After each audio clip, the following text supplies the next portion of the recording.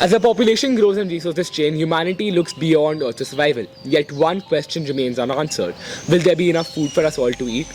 Coming from an agrarian economy of India and having studied at the base of the Himalayas, I've had the privilege of understanding this issue firsthand. To really get to the crux of this matter and investigate the issue, I've had the opportunity to speak to leading thinkers, activists, and educationists in the field of climate. So join me as we explore the future of food and at large the future of our planet.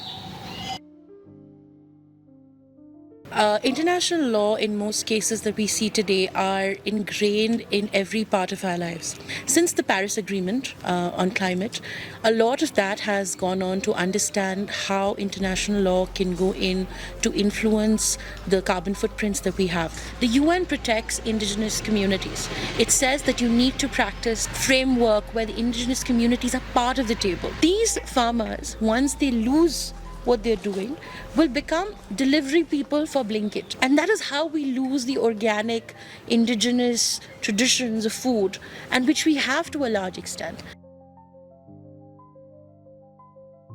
Also, we believe that a technology replication should not be your responsibility. I think the wheat and the paddy or any other technology like watermill is spread everywhere in the world. How did? Do you know that time the communication was very poor? But all this technology, wheat is everywhere in the world. Why? How did it happen? Because it is community to community transfer. Second is, the message which I think is to be given to everyone in the world is for your life to make it better living. We need GDP. Better. We need educated people, technology, science, innovations. But for survival, it is a GDP important. They can stand low, high rains, they can stand high, low temperature, and they are resilient because they can only match to this crop. We did with that, and also then we tried to spread to the next, the orchard, the fruit farming.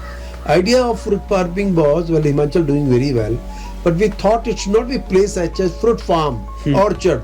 So this word does not much help us. We say it is ecology and economy together. I would like to give one example of that in terms of one of the classes where we talk about water and water scarcity, which has got a geopolitical connection as well.